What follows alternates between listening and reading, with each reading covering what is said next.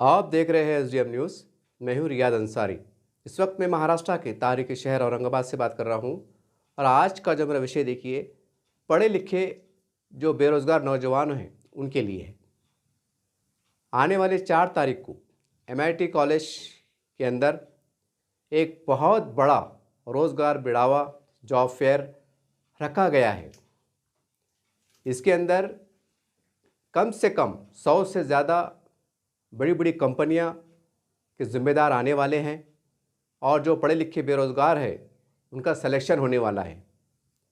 इससे पहले इसी चैनल से और तमाम औरंगाबाद के सोशल मीडिया, इलेक्ट्रॉनिक मीडिया और प्रिंट मीडिया के ज़रिए से माध्यम से भी ये बात आप तक पहुंचाई जा चुकी है। लेकिन अक्सर होता है कि कुछ बातें सुने बाद कुछ लोग भूल जाते हैं, इसलिए दोबारा याद दिलाने के लिए ये वीडियो बनाया जा रहा है। आने वाली 4 तारीख यानी शनिचर के दिन, शनिवार के दिन एमआईटी कॉलेज में एक बहुत बड़ा जॉब फेयर यानी कि रोज़गार मेळावा होने जा रहा है। इसलिए तमाम मराठवाड़ा के जितने भी बेरोज़गार युवा हैं, ये लड़के लड़कियां हैं जो मैट्रिक पास से लेकर 11वीं है, 12वीं है, ग्रेजुएशन है, आईटीआई है, पॉलिटेक्निक है, जो भी या डिप्लोमा होल्डर है, तो आपके लिए बहुत ही सुनहरा अवसर है। यहाँ पर आइए, अपनी किस्मत को आजमाइए। याद रखिए, औरंगाबाद क्षेत्र छत्रपति संभाजी नगर एक बहुत बड़ा डेवलपमेंट का क्षेत्र बनने जा रहा है। यहाँ पर बड़े बड़े ब्रांडेड कंपनियाँ, मल्टी कंपनियाँ, इंटरनेशनल कंपनियाँ यहाँ पर प्रवेश कर चुकी हैं और करोड़ों कोटियों रुपये लगा रही हैं, जिसके कारण ये रोज़गार पैदा हो रहे हैं। ये एक बहुत सुनहरी मौका है क्योंकि कंपनियाँ कुछ बन रही है, कुछ बन चुकी है, कुछ शुरू हो चुकी है। इसलिए उनको बड़े संख्या में, बड़े पैमाने पर पढ़े लिखे बच्चे लग रहे हैं कंपनी के अंदर। अगर आप जो भी है कम से कम मैट्रिक पास या टेक्निकल हैंड भी है, अगर आपने कोई टेक्निकल कोर्स किया है तो आपके लिए बहुत ही ज़्यादा सुनहरी अवसर है। क्योंकि आज अगर जब भर्ती हो जाएंगी तो सीधी सी बात है कि जो कंपनी के अंदर एग्जाम्पल मान लीजिए कि अगर 1000 मतलब लोगों की ज़रूरत है, काम करने वालों की ज़रूरत है, वो अगर भर्ती हो जाएगी तो फिर कंपनी फिर दोबारा आप वो अपनी कंपनी में क्यों भर्ती निकालेंगी। आज कंपनियों को ज़रूरत है और आज हज़ारों की संख्या में बेरोज़गार भी मौजूद है। तो ये क्षण का, ये कीमती पल का फ़ायदा उठाइए। गफलत में ना रहिए, सुस्ती में ना रहिए कि देखेंगे होगा जाएगा, रोज़गार आते रहते हैं, मिलते रहते हैं, जाते रहते हैं। याद रखिए, ये कंपनी में अगर एक बार आप लग जाते हैं तो आप अपनी मेहनत पर, काबिलियत पर, ईमानदारी से कंपनी का अगर जील जीतने में कामयाब होते हैं तो यहाँ पर आपको हो सकता है कि परमानेंट की भी अवसर प्राप्त हो, आपकी तनख्वाहें बढ़े, आपका प्रमोशन हो, आपको और भी जो सर्विसेज मिलती है, सहूलतें मिलती है, वो कानून के हिसाब से आपको मिले, ये मुमकिन है। तो और इसके अंदर आने, क्योंकि मैंने पहले कहा कि बाहर की कंपनियां हमारे औरंगाबाद शहर और छत्रपति संभाजी नगर में प्रवेश कर चुकी हैं और करोड़ों रुपए का जो है तो सरमाया इसमें लग रहा है। इसलिए इसका बहुत ज़्यादा फ़ायदा उठाए, कोई तरह की छोटी सी भी चूक ना करें।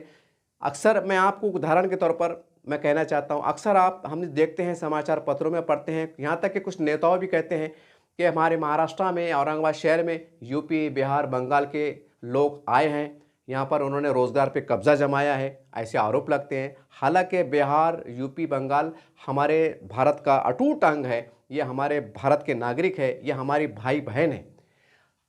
लेकिन वो वहाँ से आकर यहाँ पर अपना रोज़गार पा रहे हैं, यहाँ पर तरक्की कर रहे हैं, घर बार खरीद रहे हैं। आज छोटा सा कारोबार है, कल बड़ा कारोबार कर रहे हैं, यहाँ के स्थानिक लोगों को रोज़गार देने में कामयाब हो रहे हैं।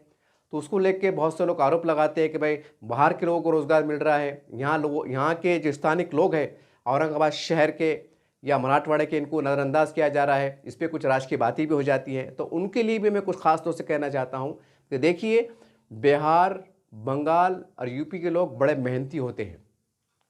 ये जब वहाँ से आते हैं तो आंग के कपड़ों से आते हैं, किसी के पैर में चप्पल भी नहीं रहती हैं, ऐसी हालत में आते हैं। उनके भी माँ बाप होते हैं, उनके भी परिवार होते हैं, उनके भी बाल बच्चे होते हैं। वो यहाँ आते हैं कंपनी में सेलेक्ट होते हैं, 12-12 घंटे काम करते हैं, भजिए पाव पे जो है तो मतलब दिन निकालते हैं, इतनी मेहनत करते हैं और फुल मेहनत करते हैं, कंपनी का दिल जीतने में कामयाब होते हैं। जाहिर सी बात है, कंपनी उनको परमानेंट करती है। आज अगर 15,000 से लगते हैं तो आने वाले समय में इनको 30,000, 35,000 तक जो तनख्वाहें होती हैं। वो मेहनत करते हैं, किस्मत का रोना नहीं रोते हैं। आज अगर मैं औरंगाबाद शहर की बात करूं, क्योंकि मैं औरंगाबाद का रहने वाला हूं ना, तो मुझे यहाँ की पूरी अच्छी तरह से जानकारी, इसलिए बड़ी जिम्मेदारी से कह रहा हूं।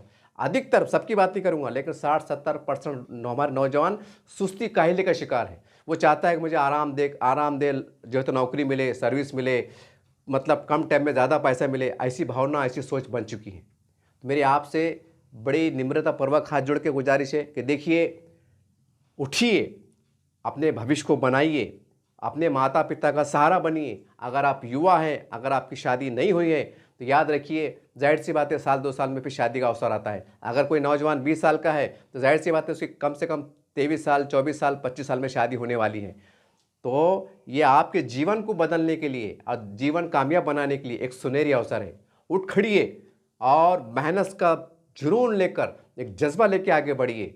जैसा बाहर के राज्य के लोग यहाँ पर आ रहे हैं, मैंने पहले कहा कि हमें उनका कोई विरोध नहीं है, वो हमारे भारतीय, हमारी भाई बहन है। तो सवाल ये है कि जब वो मेहनत के ज़रिए अपना मुकाम बनाने में कामयाब हो रहे हैं, तो आप क्यों पीछे रह रहे हैं? आपको किसने रोका है? यही सबको बातों को देखते हुए कि मराठवाड़े के सभी धर्म समाज के जो पढ़े लिखे बेरोजगार लड़के लड़कियां हैं, उनको अवसर प्रदान हो, वो आगे बढ़े और गरीबी दूर हो, वो संघर्ष करे। इसके लिए एंडलेस फाउंडेशन ने, हेल्पिंग फाउंडेशन ने एक बहुत बड़ा कदम उठाया है। इसके जाकिर पटेल साहब और उसके जो जिम्मेदार, इनके पीछे भी कारोबार है। आप ये ना समझिए कि ये फाउंडेशन कुछ मदद लेने के लिए, कुछ कमाने के लिए उन्होंने शुरू किया है। अक्सर देखा जाता है लोग, नहीं, ये फाउंडेशन से जो लोग जुड़े हुए हैं, इसके सबके अपने अपने बिजनेस है, अपने अपने कारोबार हैं। लेकिन एक समाज का दर्द, एक इंसानियत का दर्द, मानवता का दर्द, और सभी समाज के जो लोग हैं, पिछड़े समाज के लोग हैं, उनको न्याय मिले, उनको रोज़गार मिले, वो आगे बढ़े, ये सोच के साथ, ये विचार के साथ ये टीम, ये फाउंडेशन काम कर रहा है।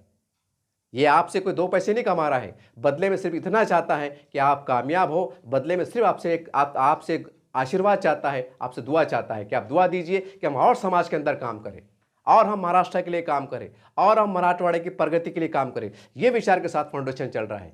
तो क्या हमारा सबका कर्तव्य नहीं बनता है कि हम ऐसे जिम्मेदार लोगों से हम जो है तो जुड़े, इनके तरफ हम जो है तो इनसे संपर्क करें, इनसे राब्ता कायम करें। इनकी स्क्रीन पे इनके फ़ोन नंबर आ रहे हैं, इनसे फ़ोन पे बात करें। ये फाउंडेशन के बहुत बड़े विचार हैं। ये खेती के क्षेत्र में भी काम कर रहा है, हेल्थ के विभाग में भी काम, स्वास्थ्य के विभाग में भी काम कर रहा है, एजुकेशन के अंदर भी काम कर रहा है, रोज़गार देने का भी काम कर रहा है, 4-5 क्षेत्र में ये काम कर रहा है। तो इससे फ़ायदा उठाइए। ये आपको देना चाहते हैं, आपसे बदले में लेना कुछ नहीं चाहते हैं। ये बड़े लोग हैं, ये कारोबारी लोग हैं। ये ऊपर वाले का, भगवान का, अल्लाह का, ईश्वर का, हम गॉड गिफ्ट कह सकते हैं कि ऐसे लोग हमारे बीच में आज हमारे सहायता के लिए खड़े हैं। तो क्या आप तमाशा देखेंगे? फिर आने वाले कुछ समय के बाद कहेंगे कि भाई यूपी के, बिहार के, बंगाल के लोगों को यहाँ पर रोज़गार के अवसर प्रदान हो रहे हैं और हमें अनदेखी किया जा रहा है। ये एकदम गलत बात है, ये एक तरह का गलत आरोप है। ये अखबारों में छप चुका है, कई नेताओं ने कह चुके हैं, उसके आधार पर मैं कह रहा हूँ और बड़ी जिम्मेदारी से कह रहा हूँ। बहरहाल मैं आ जाता हूँ असली मुद्दे की तरफ। मैं तमाम औरंगाबाद, छत्रपति संभाजीनगर और मराठवाड़े डिवीज़न के तमाम लोगों से मेरा अनुरोध है, विनंती है कि जो कम से कम मैट्रिक पास है, वो लोग से लेके तो आप ग्रेजुएट है, जो भी है, यहाँ पर इस 4 अक्टूबर शनिवार के दिन MIT कॉलेज में तशरीफ़ लाइए। आप आइए, समय से पहले आइए, 1 घंटा पहले आइए। आने से पहले जो भी आप पास है, उसके जो ओरिजिनल डॉक्यूमेंट्स होते हैं, TC है, मार्कशीट है, जो भी है, जाति से प्रमाण पत्र है, जो भी है, आधार कार्ड है, इलेक्शन कार्ड है, और जो भी है, ये एक सलीके के साथ, तरीके के साथ, अच्छे मतलब उसके अंदर जो है तो साथ में लाइए। और कम से कम 2-2 शर्ट जेरॉक्स लाइए और 4-5 हो सके तो फ़ोटो भी लाइए। क्या भरोसा, एक कंपनी वाले आपको बोले कि भाई फ़ोटो चाहिए तो आपके पास फ़ोटो होना चाहिए। एक पेन लाइए और एक 2-3 मतलब पेज भी लाइए।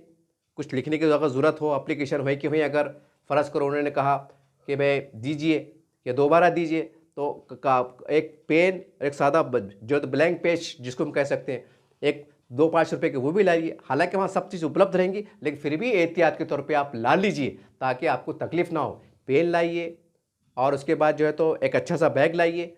उसके अंदर अपने ओरिजिनल डॉक्यूमेंट्स, जेरॉक्स, फ़ोटो वगैरह इत्मीनान से लाइए।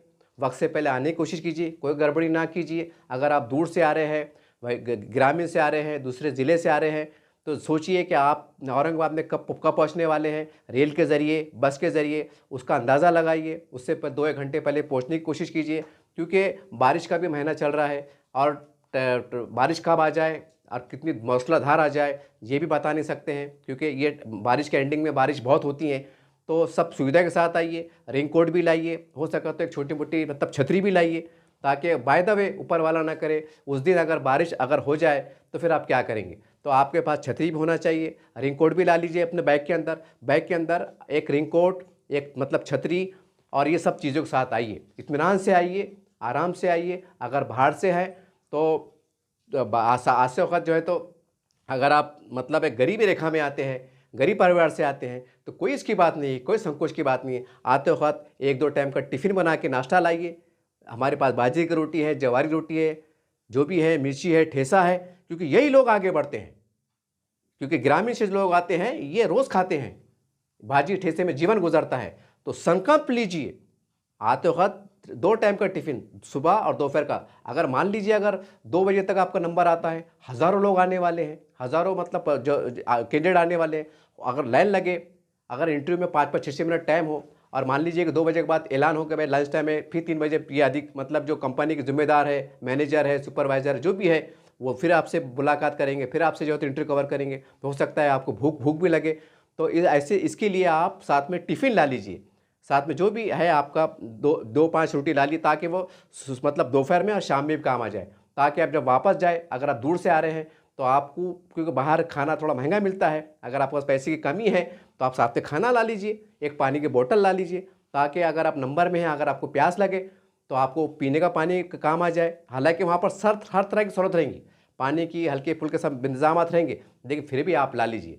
और मैंने फिर एक बार कह रहा हूँ कि ये मत सोचिए कि आपके घर में अगर सब ठीक ठाक है, आपका कारोबार है, आप नौकरी पानी पे है, तो आप हमें क्या ज़रूरत है। लेकिन नहीं, ये आपका कर्तव्य बनता है कि ये वीडियो को हर घर में, हर परिवार में पहुंचाइए, पूरे मराठवाड़े के डिवीज़न में पहुंचाइए। जो विद्यार्थी देख रहा होगा, जो अगर अपने पैरों पे खड़ा है, तो वो ये सोचे कि मेरा दोस्त एक अब्दुल है, वो भी 12वीं पास है, एक मेरा दोस्त गणेश है, वो भी जो है तो ग्रेजुएशन पास है।